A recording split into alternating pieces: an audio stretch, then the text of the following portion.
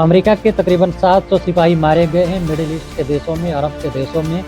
Iran और Israel और America के बीच जो जंग चल रहा है उसकी भयानक इस हद तक देख सकते हैं कि यूरोप के Germany, France, England, Spain countries ने अमेरिका का साथ देने से मना कर दिया है और साफ तौर पे कहा है कि आप हमारे बेस को इस्तेमाल नहीं कर सकते हैं।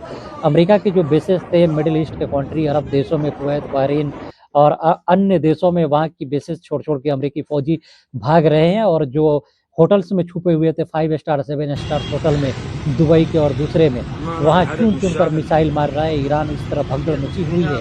इन देशों से अमेरिकियों के भाग जाने के बाद ये अरब देश बेसहारा हो गए हैं और व्लादिमीर पुतिन से मदद मांग रहे हैं फ़ोन करके कि आप ईरान के सहयोगी हैं, आप वहाँ प्रेसिडेंट को समझाइए कि ये हमला बंद करे और हम जंग नहीं लड़ना चाहते, हमसे गलती हो गई। कल तक हम कह रहे थे कि हम भी इस जंग में उतर सकते हैं, लेकिन आप देखिए हमारी हालत की, हमारी सेना और हमारी फ़ौज पूरी तरह से हमारे खिलाफ हो गई है और लड़ना नहीं चाहती है ईरान के खिलाफ।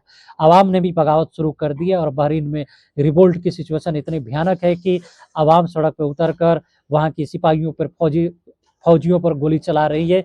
इस तरह बादशाह लोग माफिया मांग रहे हैं और कह रहे हैं कि हम अमेरिका के साथ नहीं हैं, अमेरिका को हम लोग नहीं मानते, उनके साथ नहीं हैं। ईरान से भी फ़ोन कर के कह रहे हैं कि इस जंग को बंद कीजिए। जो 200 से ज़्यादा लड़कियां मारी गई हैं, 5 से 8 साल की लड़कियां स्कूल में, 5 प्राइमरी स्कूल में पढ़ते हुए, इसने अमेरिका और इसराइल को पूरी दुनिया के सामने शर्मिंदा कर दिया है और ये बेशरम लोग अब बोल रहे हैं कि हम इसकी जांच करवाएंगे। आप तो जानते ही हैं कि 3 साल बमबारी करके गाजा के तमाम स्कूल, अस्पताल को इसराइल ने मार गिराया, तोड़ और डिस्ट्रक्शन कर दिया था।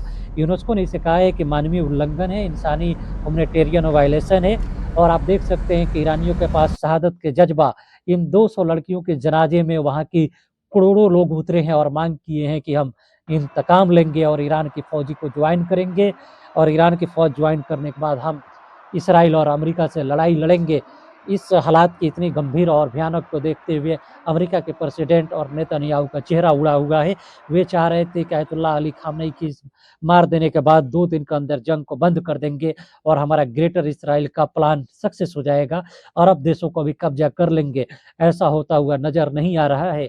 अरब देशों के थिंक टैंक्स और फौजी जनरल्स इस बात को समझ रहे हैं कि अमेरिका और इसराइल कल के हमारी देशों पे कब्जा करेंगे और एक-एक करके हम सभी को मारेंगे। ये प्लानिंग के साथ ऐसा किया जा रहा है। पहले लेबनान को बर्बाद किया गया, इराक को बर्बाद किया गया, सीरिया को बर्बाद किया गया, लीबिया को बर्बाद किया गया। इसके बाद ईरान को बर्बाद करने के बाद हमारी बारी कल आ जाएगी। इसलिए वहाँ की आर्मी और सेना के ऑफिसर्स ने किसी तरह से कोऑपरेशन देने के मना कर दिया है।